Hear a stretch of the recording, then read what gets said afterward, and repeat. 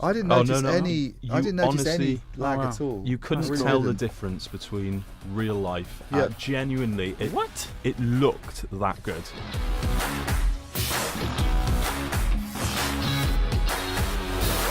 Hello and welcome to another Telecoms.com podcast. I'm joined this week by the usual suspects, Jamie and Iain from Light Reading. This week we're going to be talking about Vodafone, where you two went and paid them a visit. We're going to move seamlessly into NB-IoT, and then we're going to bang on about some other stuff that I'm going to have to think of. Let's call it India. For Pierre's Even though purposes. some of it might be North America. Might be North America, might be Italy, and might be whatever. Rest of the Um, world. Stop touching the mic. And just to remind you that if you're watching this on the site or on Facebook, you can listen to it on SoundCloud or iTunes, and if you listen to it, you can watch it on the site or on Facebook. Okay, have I ticked all the boxes? Excellent. Yep. Cool. All right, Vodafone. I'm pretty much just going to hand over. I'll start with Jamie. You two went all the way over to sunny Newbury. Is that right? Which is Vodafone's Takes a long HQ. time to get there as well. Yeah, it's sort of like further away than Slough. Yeah. And was it in the podcast we talked about slough? Anyway. Yes, we did. We did. And anyway, Jamie, what was Vodafone going on about? It was just their sort of like their big future ready, I think they call it, isn't it, Iain? Yep. And it's their annual. This is what we're doing. This is the progress we made. This is what we plan on doing over the next. For Vodafone. Yeah, that sort of thing. You know, just a big wrap up and a big chance to get as many people in a room as possible and tell them everything. It was busy as well, wasn't it? It was busy. I mean, it was probably about 200 analysts and reporters, Wow. I think. 200. It was, and even Jon Snow was there from Channel 4 News. No way. Yeah. You don't often see him at Did he have one of his telco crazy press ties on? conferences.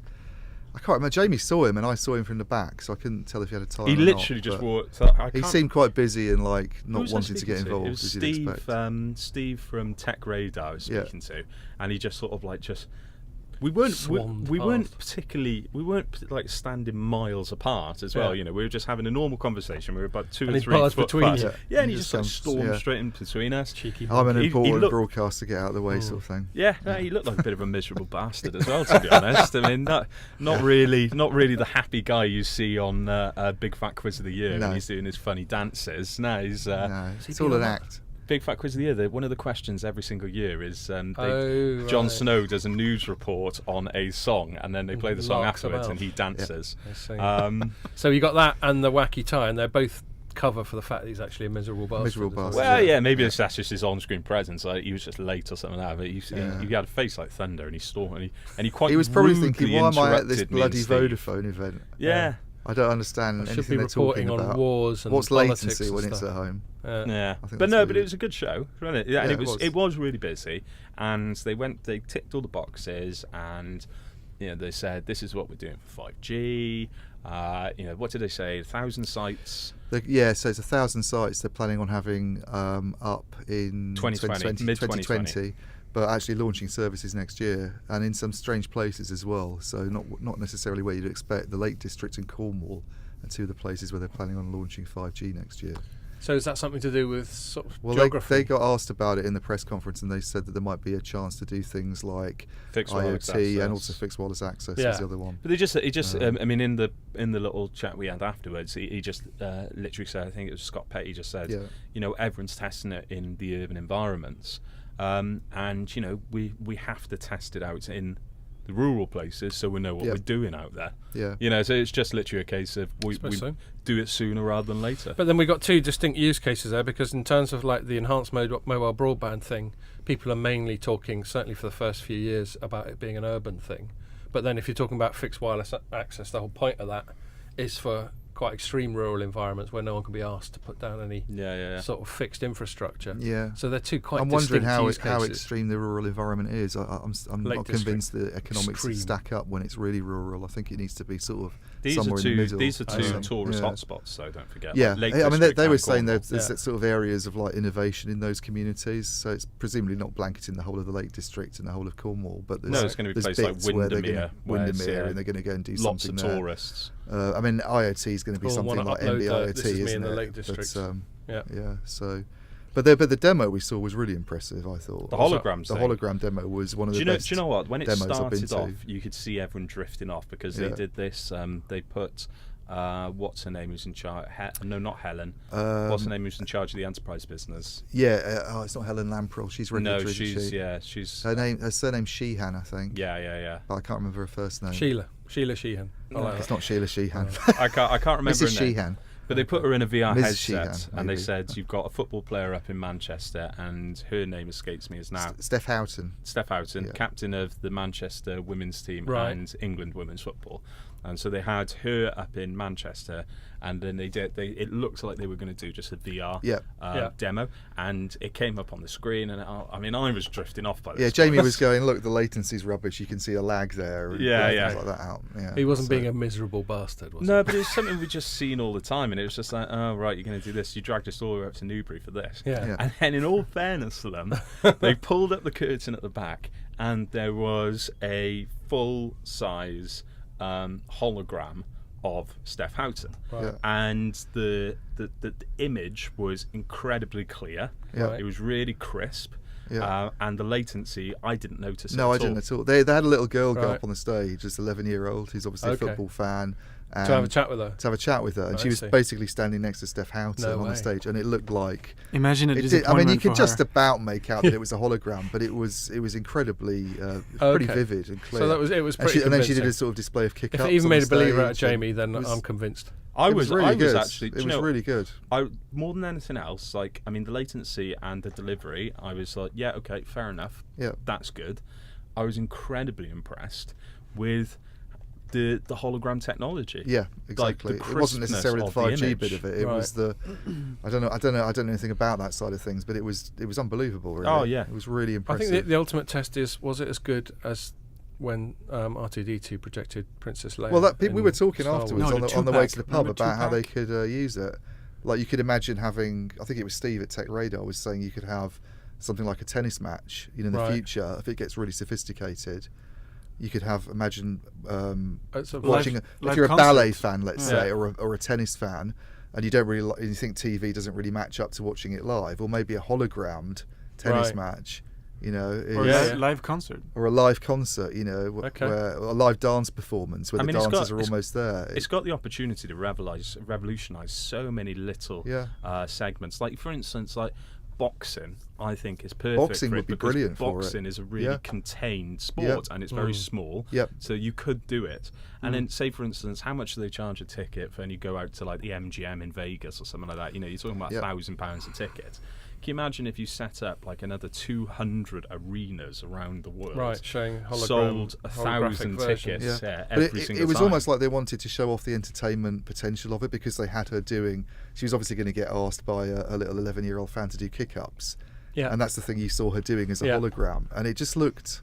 It looked really good, yeah. It It really was. looked like someone was on How stage was the doing frame kick-ups. rate? Like the frame rate on the ball? I didn't Oh, notice no. any. I You didn't notice any honestly- lag Oh, wow. at all. You couldn't I really tell the didn't. difference between real life. Yeah. Genuinely, What? It looked that good. It I mean, was really, admittedly, really we good. were. She wasn't You like can watch glowing it or on anything? YouTube. There's a slight Okay. sort of transparency about. She's almost translucent rather than. Oh. But apart from that, Was it dark though? It had to be. it's like Yeah, it was like a ghost Okay. on stage. But in Wow. terms of a lag or No, but when you anything, when you say ghost, I imagine something glowy and not No. that sharp. No, not really. I mean Wow. the image. Watch it on YouTube. You can watch. It's actually on. I've you seen can- like you the can, Tupac and Michael Jackson ones, but they're I mean, you can definitely tell that it's a hologram because it did. It's she like just looked translucent, brighter isn't it? Mm. Yeah, as she's a well. bit She brighter, looked yeah, yeah. more lit up than the other people on the stage, if that makes sense, because it Yeah, was yeah. a dark room. Yeah.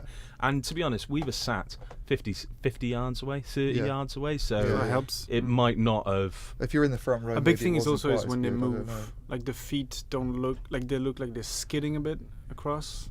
Didn't notice. We don't want that, these things but getting too realistic, man. Well, Damn. that's the goal. It was really. I mean, Okay, fair enough. we both said afterwards it's probably one of the most impressive tech, and we 5G spoke to a lot demos. 5G demos. I spoke to a lot of analysts afterwards. What did you think? And they were all like praising it. Fair enough. And I think, I mean, as a genuine use case that can, like an interesting use case that could revolutionise other sectors, because it's not just sports and entertainment. Yeah. You look at like I don't know, doctors' surgeries. You know, you can have a specialist like for instance, if you do any sports injuries, you have to go to a specialist department in somewhere, and if you're in a sort of particularly rural area, that might be a nightmare of a drive, so you can just go into your local GP's office and you can do the entire appointment there. Little things like music that. lessons. But how does that work? Maybe someone could give you a guitar lesson without actually being there. Yeah, but they need to see show you. you. You need the same system at your house too, so they can. No. If you go to a specialist area. I mean, this is the thing: is the technology going to make it into the average living room? Yeah. That's eventually. I think it will. Maybe it will if they get the costs down enough. But this is the example that they gave afterwards. Video conferencing.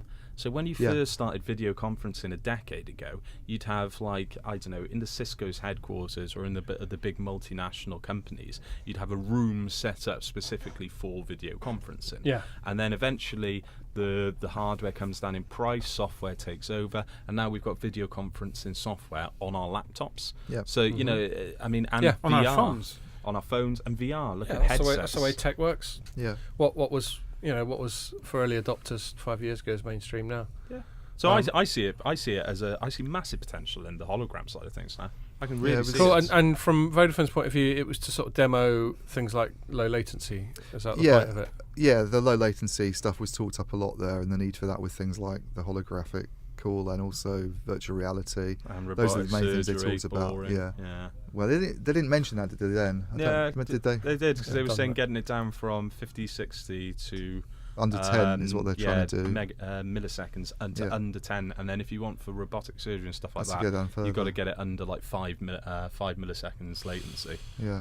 So well, I think actually healthcare is probably one of the most interesting. They all talk about verticals and stuff with IoT and 5G, don't they? Yeah. I think healthcare. So you look at things like that you were describing. Maybe if it was a physio thing that Jamie was describing, you couldn't get some easy sort of diagnostic or how to treat a muscle strain or something like that, and then other sort of demonstrative stuff. Or education, teaching, definitely that comes up a lot. Visiting lecturers from different universities, or that Canadian guy that you like, Jordan Peterson. Yeah, you could have his talks where you sell 1,000 tickets. You could have them all over the world now. I think all these things are good. I just don't see why 5G is needed necessarily. Well, so okay. Well, let's bring it back to that. Well, and that was one thing I didn't quite. Okay. I mean, I talked to a lot of people afterwards about several analysts about the holographic call. And do you think 5G is really needed to do this? And some of them said yes. And then James Crawshaw, heavy readings analyst, went, well, actually, you can do it through fibre. You can do it through fibre and Wi-Fi. And Wi-Fi latency is actually really low. It's just not guaranteed. That's one of the problems. I see. You don't get the same guarantees. But in theory, there's nothing to prevent you from doing some of this stuff over fibre and Wi-Fi. Yeah, well, I think a lot of these things, and it's not like you're going to be the remote surgery use case. I think it's just bonkers when it comes to 5G, because no one's going to be driving around in a van. Maybe they will actually, but it seems more likely that these things are going to be done at fixed locations. A sort of surgeon steering the car with his knees. So I mean, Paolo said he thought there was a good use case for the holographic thing with 5G, because studios want to make things out in the open, and they want to they want that sort of mobility aspect when you're doing production work these days often, and be able to set things up quickly, and in a remote location and do something. But with remote surgery, I just see this being done from big facilities. I think it's more about the machine on the other side, not the machine with the surgeon. The surgeon could be in the hospital. The surgeon's in the hospital, but then the other machine is you're in remote. another hospital. Yeah, you're operating on someone who goes to visit a clinic in India, and your surgeon's in London. What if it's on the street though? You cannot move the patient. Anyway, no, but then you still have to. Yeah, you couldn't set up the equipment on the battlefield. But we all accept that the remote surgery type of thing's very utopian. And but maybe the military stuff with robotics is more where 5G plays. But it's not like a fixed wireless access. Maybe that's why that's the most exciting. But is there going to be 5G in Afghanistan? Yeah. Maybe that's why they're giving Huawei such a hard time, because actually the real interest behind a lot of this 5G stuff is military applications. Right. Okay. Could be, innit? Well, that's interesting. Yeah. You just good idea for a little blog. Right. You could do. Hey, I started it. Okay, I brought the military. I mean, they're all into drones and stuff. Never thought about that. Yeah. Yeah. Getting back to Terminator. Okay. And what else did they? Apart from this great hologram demo, what's that? That couldn't work. You could drones. Because you could only operate 5G in places where you have a 5G network. So in Afghanistan it would never work, in Iraq it would never work because you're not going to, or Africa. Fire up some satellite lasers. Yeah, you'd have to use satellites, and that's not 5G. But the point isn't how viable it is now, or even in 5 years. Is what they might be thinking of. No one's going to be. Yeah, maybe we'll have ubiquitous 5G, 100% coverage in in the next on decade. The planet. Who knows? Yeah. On the planet, yeah. Jesus. But by the time 6G is coming along. Yes, 6G. Apparently people are asking questions about 6G now. Yeah, it's all about quantum engineering. Is it? Someone said to me it'll be about how you like the next generation or the sixth generation of mobile technology will be more about the components in the phone and the antennas and the actual technology there to increase the next way, the next stage of increasing increasing mobile speeds and all that is getting the actual antennas performing better, so they can receive the data faster and bigger through rates. I don't know if that counts as a G for me. I thought it was all supposed to be primarily I think there's a network angle to it as well. Right. So, but it's very tied in. It's not. There's no definition of what 6G would be. But there's a lot of research going into. When people are talking about it, it often gets linked to quantum computing and stuff. Because they do generally. Like I've seen some people say when we started working on 5G 10 years ago, so they do generally start working on the next G straight away. Yeah, the University of Surrey is working on it, and some other institutions. And you're Warwick apparently had a good POC recently. And you're getting all this. It's the first time I've heard the term quantum engineering. Yeah. Is it just about like is it like manufacturing processes for chips and that sort of thing? Yeah, it's changing the whole way. It's changing that whole binary system, isn't it? The zeros and the ones. So you sort of break that down to a more granular level. What I understand quantum computing to be about. No, it's but don't give me it. All right. No, it's what are you saying, Pierre? No. First I thought, instead of a 1 or a 0, it can be a 7. It could be a different state, number of different states. Yeah, it could be. It could be both. Yeah. That's the thing. Oh. Yeah. It's all getting a bit Einstein. Quantum is all about confusing, you don't know what it is until you look at it. I see. It's confusing. Wow. Yeah. Okay. Well, let's not get ahead of ourselves. We've got a couple of years to get get fill. up to speed on it. I was going to ask whether they spoke about anything else apart from cool hologram demos at this Vodafone day. I mean, the 5G they thing was there was their enterprise business. There was enterprise. There was an update on chatbots. Yeah. What have they got to say about that? Oh, was this the whole thing that we all like prodding them about with making people redundant? Oh yeah, Jamie, you were saying that they're going to retrain everyone. Well, they're trying to retrain their customer service. Yeah, exactly. Yeah. No, not necessarily artificial intelligence, just as coders. As coders, they've launched this program this month, I think, about getting people. Right.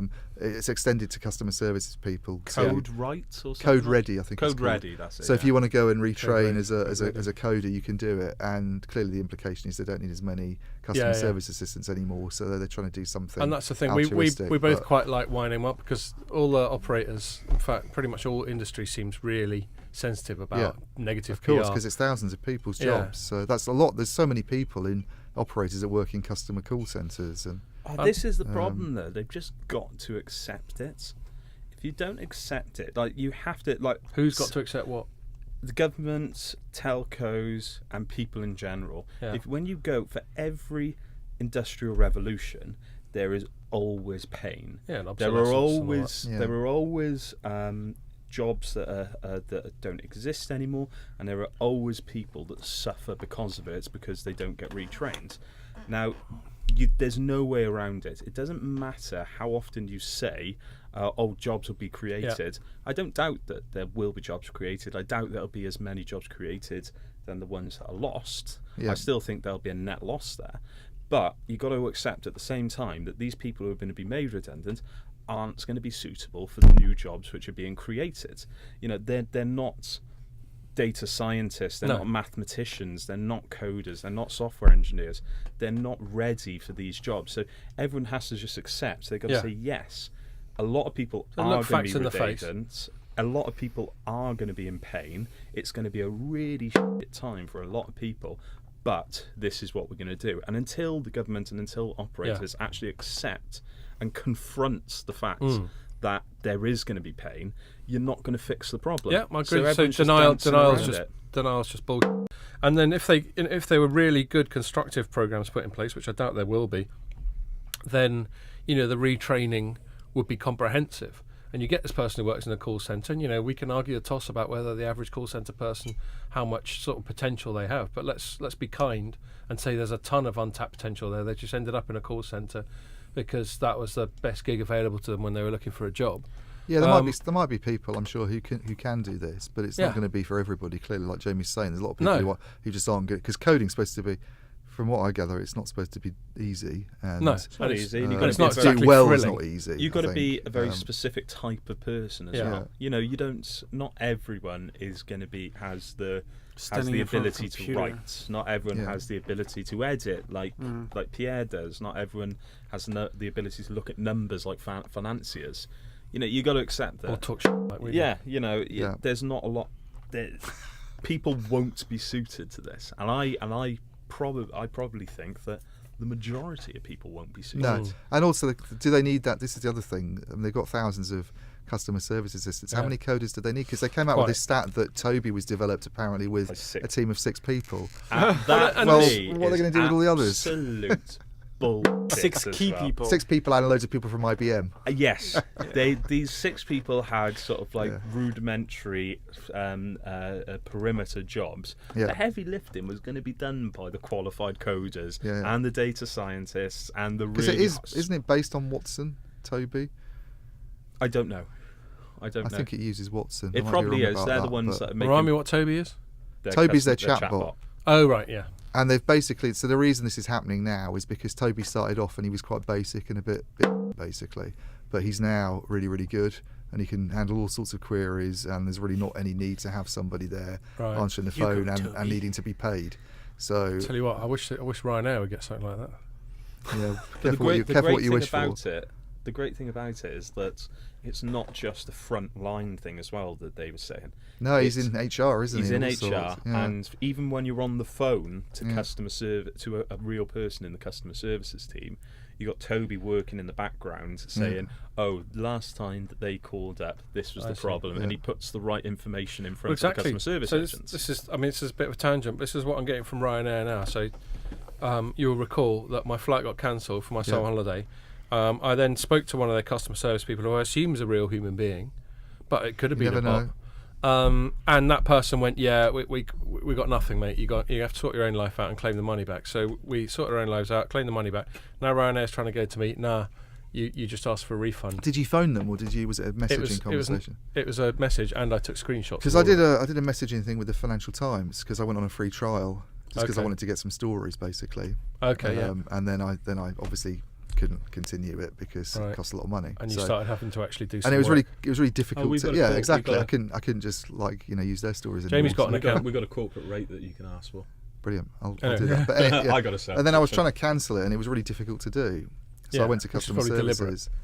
And of course. But then I ended up having this conversation with someone called Sheila or something. But I finished it and I wasn't sure if it was a chat bot. Right. It might have been, but ultimately the problem going back to the I just had another issue of why I think that this idea is absolutely no, actually, do you know what? I think it's a good idea. Anyone who's trying to take ownership and retrain their staff, thumbs up. Of course. But the problem is it's addressing the outcome, not the equation. Now the equation is where the problems are beginning. So why aren't we putting these coding classes in secondary education? Why, for me, I reckon coding should be an option as a language when you're in school. You could either choose French, German, or coding, or I bet Java. they already do I'm sure this is starting to happen. I'll tell you, as someone enough. with secondary school age kids, I can tell you how it works at my place. So my son's at Hitchin Boys, my daughter's at Hitchin Girls. She's got a thing called Code Club she can go to, but that's a sort of voluntary thing. Yeah, it's a lunchtime thing, isn't it? Or after school. Or something like that. And he's picked ICT. There are two sort of techie options. You can do ICT and you can do computer science. Computer science is more how computers work, and ICT is more how to use Microsoft Office or whatever. And those are the things, which is certainly better than when I was a kid. There was nothing like that. We barely had computers in our school. There were these weird things in the corner that we sort of worshipped. But no, it's coding. No. So there's Code Club for Izzy. There's ICT GCSE for Jack, but proper coding. And I completely agree with you. I think what's more useful in the workplace, being able to learn a bit of German or how to code? with all due respect to Germans. German is a rubbish language because no one speaks outside Germany. Well, there's that and as everybody well. inside Germany speaks English anyway. That hasn't stopped my son taking it, but who am I to tell him what to study? Yeah, anyway, if you did Spanish. but I completely agree with Jamie's point. Spanish, And the other point I want to make about this sort of like for like equivalency is it's obviously a PR exercise because they know they're going to get people like us going, you're letting all these people go. So they're going, okay, we're going to train up these people who are being made obsolescent in the thing that's making them obsolete. Yeah. And that, it's not as direct as that. It's like, okay, you're being replaced by a computer. I'm now going to train you how to talk to computers. Well, maybe they want to retrain as something completely random. Yeah. So it strikes me as just an easy way of fobbing off an awkward sort of Radio 4 interview. Yeah. Just going, so we're investing in retraining them as programmers. I think I was quite negative about it when I wrote it up. Yeah, me too.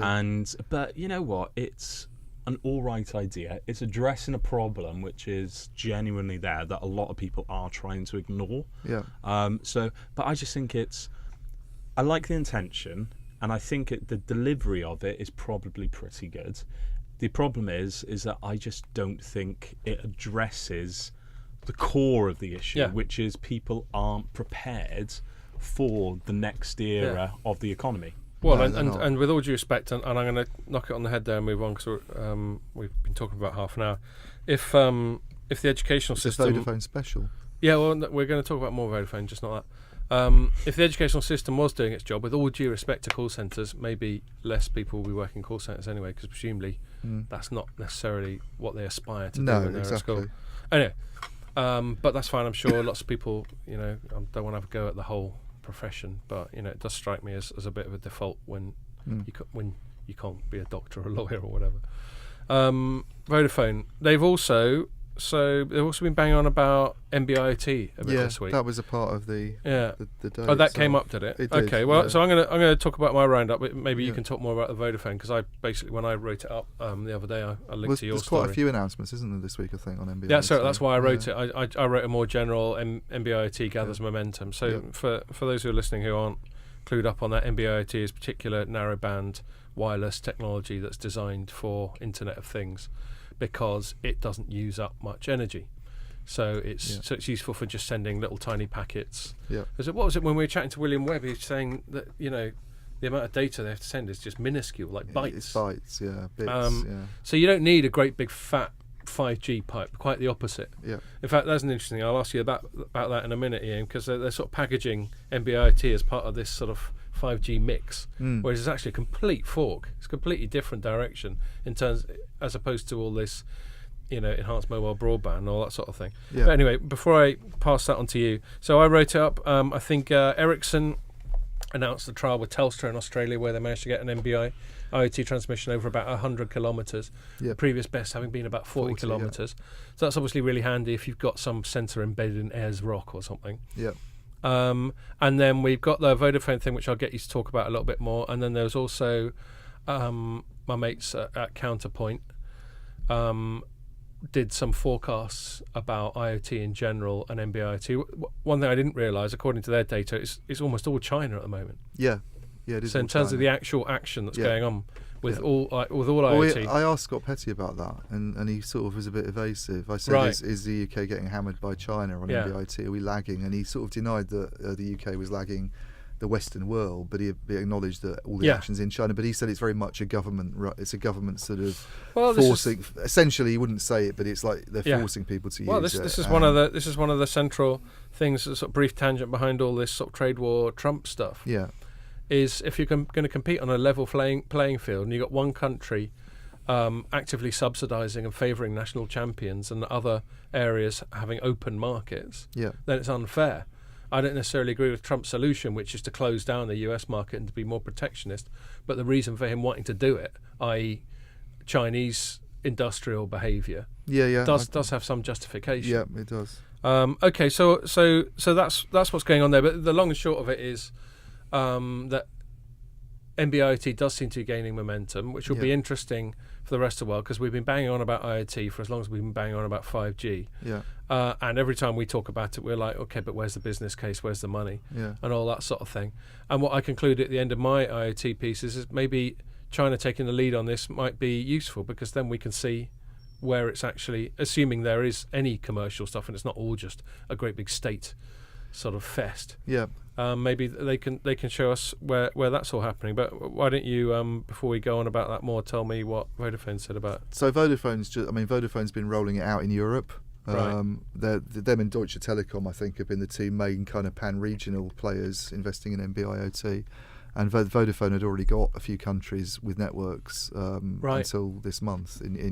But UK wasn't one of them. So they've basically said at the conference that it's just basically launched in the UK. Scottish Power, yeah. Scottish Power's trialling. They've not got any commercial customers, but they've got Scottish Power as a trial customer. And what they're doing is they have these link boxes under the street.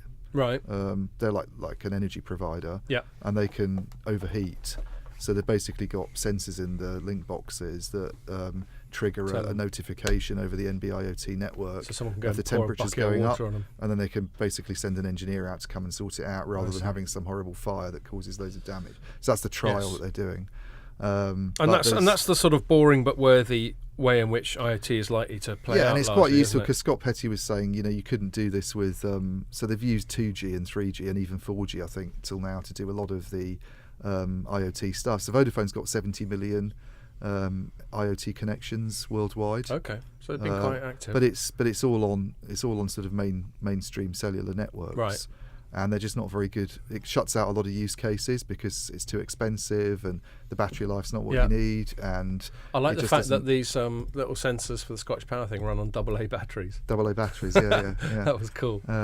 And apparently they can just be there and ignored for a long, long time. And with the older kind of technologies that are obviously designed for people using smartphones, it just doesn't really work. So he and also the long range thing's really important as well with NB-IoT. So he says with NB-IoT they can kind of get under the ground, they can provide coverage quite deep under the ground. Does it tend to use quite a low frequency spectrum? It uses guard band in 900 megahertz basically, so it's quite low, and it's just very. What's guard band? It's the bits that so when you have your spectrum awarded, you have these bits between the bands. Okay, to make sure they don't overlap. I think it's to make sure you don't overlap, but they're also.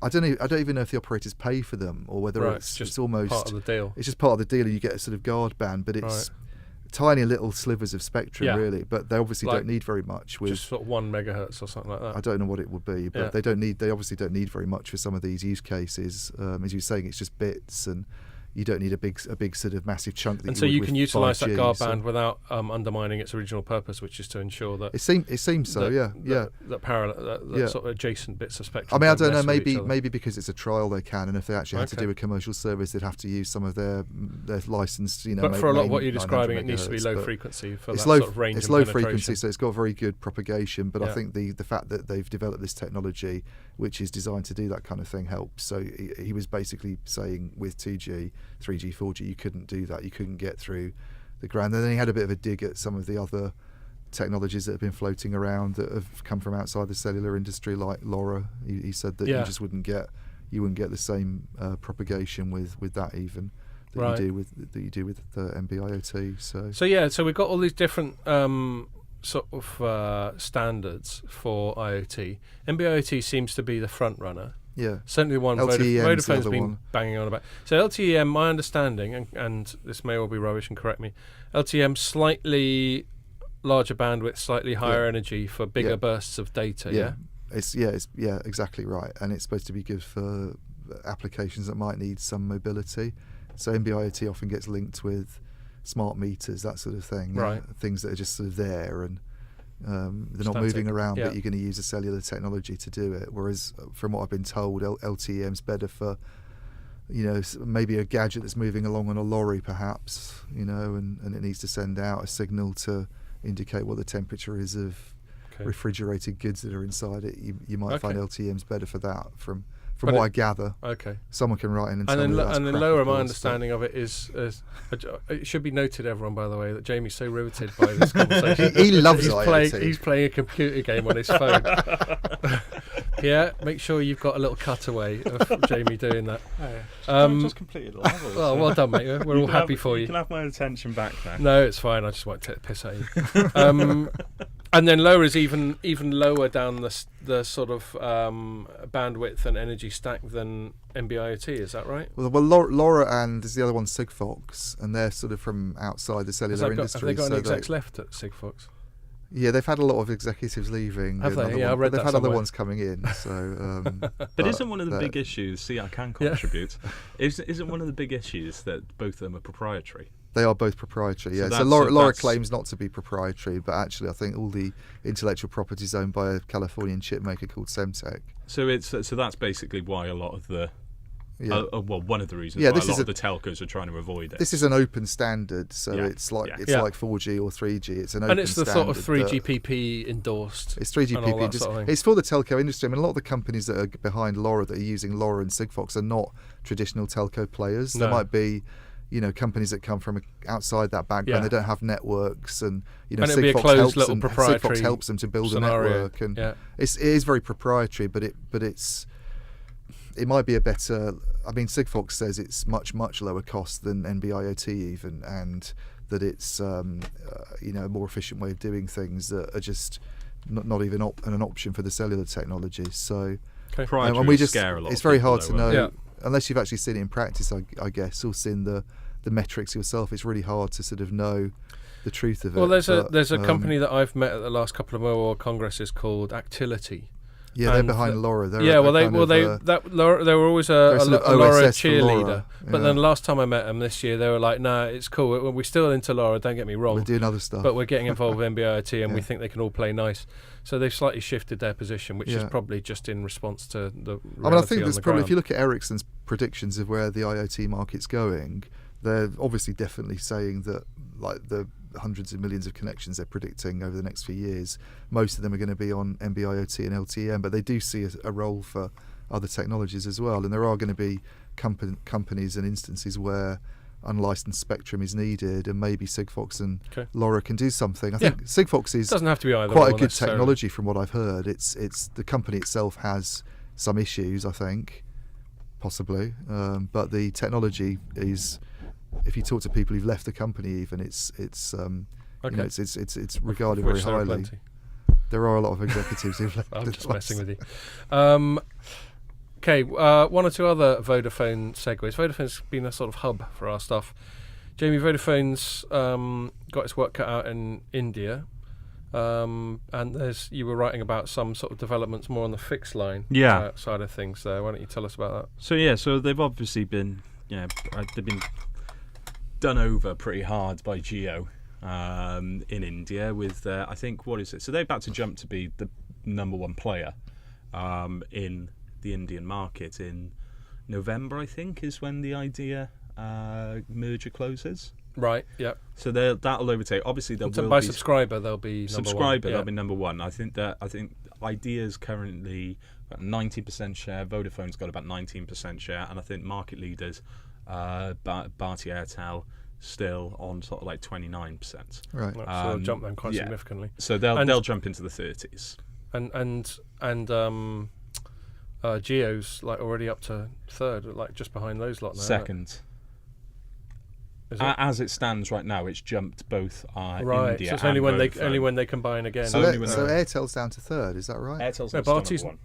Airtel's number one, but when it's going to go. So when they combine, the combined thing will be number one. Airtel will be 2, Geo will be 3. Right. And then who else is there now? There's hardly anybody else people. left, is there? No. Because all the little ones got bought, didn't they? BSNL or something like that. The state-run thing. It's a government-owned. But Reliance Communications, which used to be massive years ago, is now basically absorbed into other companies. Yeah. Tata is now Bharti Airtel. Right. So basically, there's only. Ultimately, with Telenor exiting as well, there's essentially only 3 players left on the mobile side. Plus the state one, which to have a sort of about 10%. There's one called MTNL as well, isn't there? Isn't that the one? That's is that different? No. BSNL and MTNL, they're both state-backed. Okay, fine. I don't know where they overlap and where they don't. Single-figure percent market share there. But the biggest thing for them that sort of come out of India for me over the last week or so was this national digital communications plan or strategy, or I can't remember exactly what it is, but it was essentially India greenlit an idea from the technology and information department, saying this is how we're going to take India up the global rankings in terms of sort of IT and digital, but then also how we're going to contribute more to the global economy. Yeah. And the big aspect of it for me was a focus on broadband, so fixed line. Obviously, a lot more expensive to deploy fixed line networks than it is mobile networks. Yep.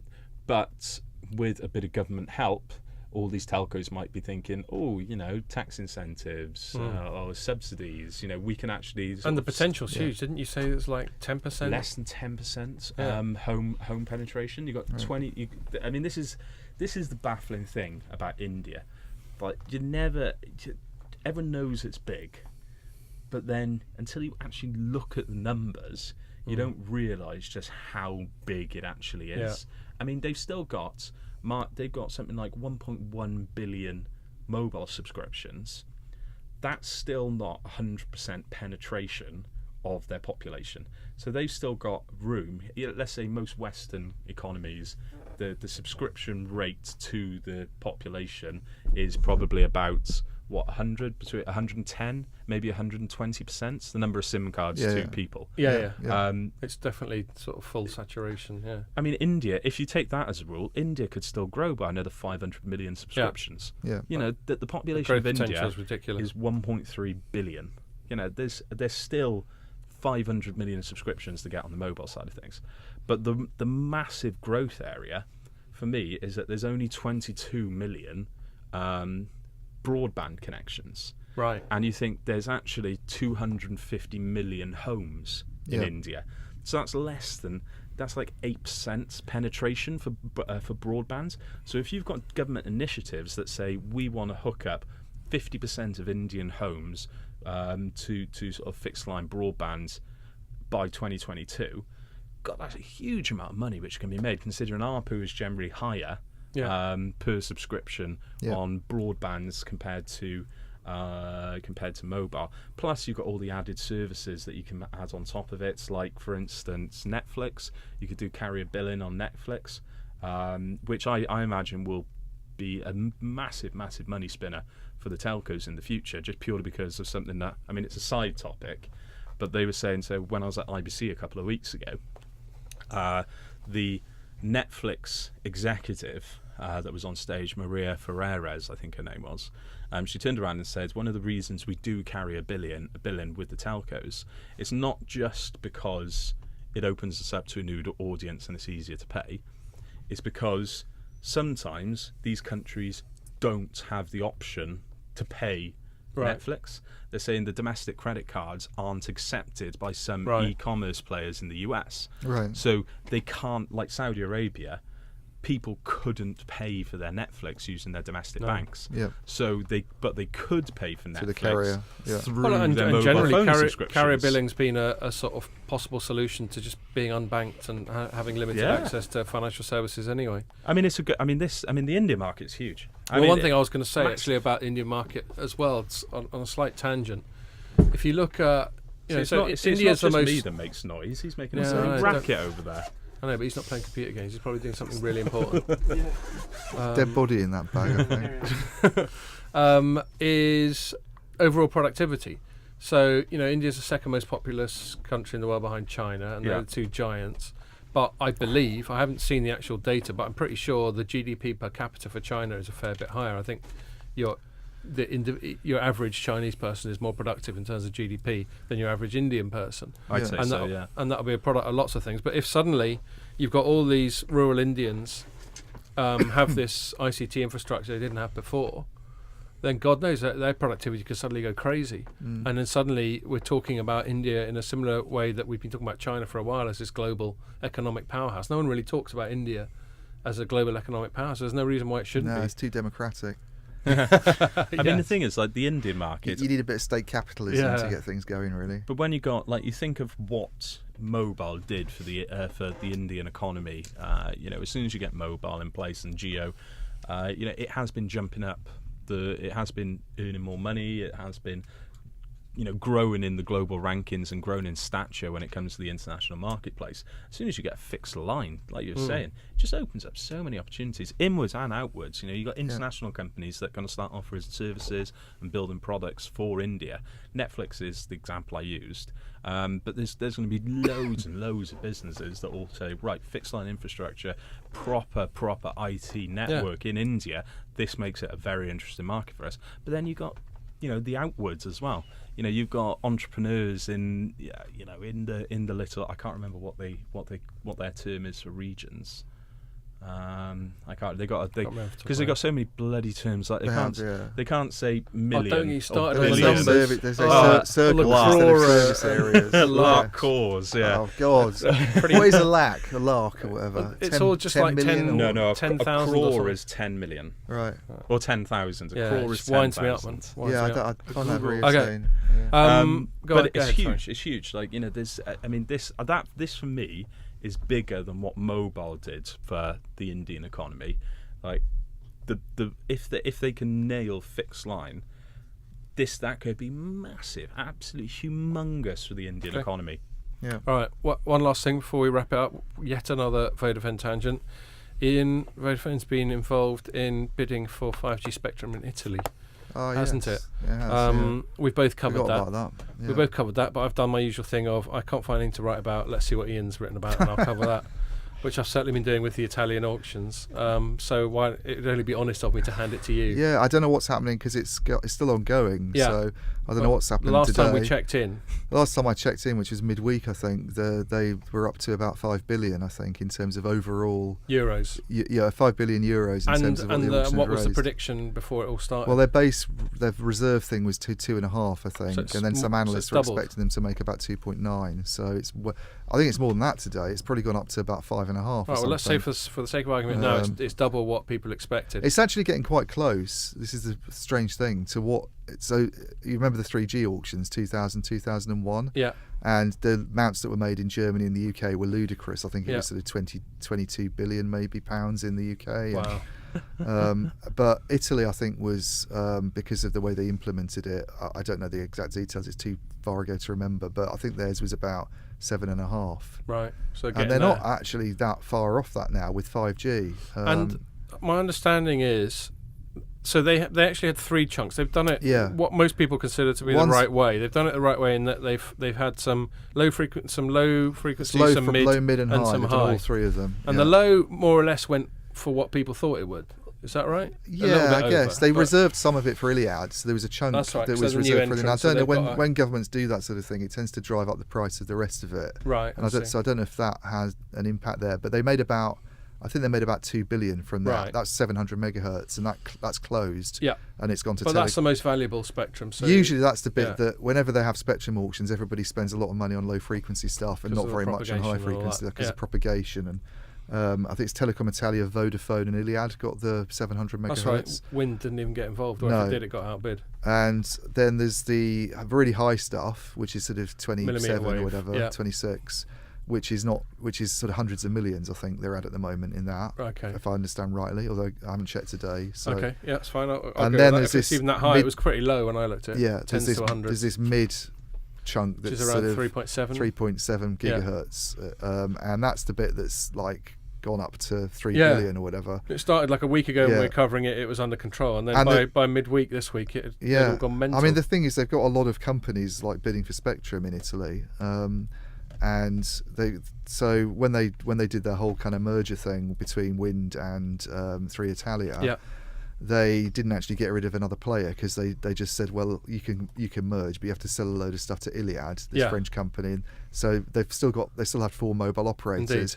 Except Iliad's super aggressive, so it's actually made the market really, really competitive. Because Iliad did free. And then they also have Fastweb, I think, is involved, which is a broadband operator that's owned by Swisscom. Okay. And they're as from what I understand, that's a good environment for there to be pretty feverish. So they've got five companies bidding for this mid-band spectrum, and it's way above what I think anybody expected. Yeah, and there's only about a couple hundred megahertz of it. It's 200 megahertz, which is well, I suppose a small amount. If you're trying to get, this is the thing about 5G, you need those big fat pipes, don't you, to actually provide decent services. So if everybody's going, and I don't know what I can't remember what the limitations are on what you can own But I guess the natural rule is the less of it, the more aggressive the bidding's going to be, and the higher the price is. But it's been a bit of a frenzy. I don't know if you saw my coverage of it, but I joked that maybe they thought they were actually settling up in lira rather than euros, and that's why they've gone so mad. Yeah. Do you remember that? Like when you were a kid, if you go to Italy and you'd have like a million lira note, and you'd feel like you were really rich. So you got the same in Turkey now, yeah?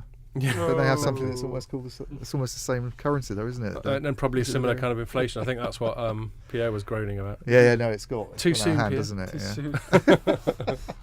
Okay, look, I think we've kind of done it there. So thanks a lot, guys, and thanks everyone for listening. Make sure you join us for the next one.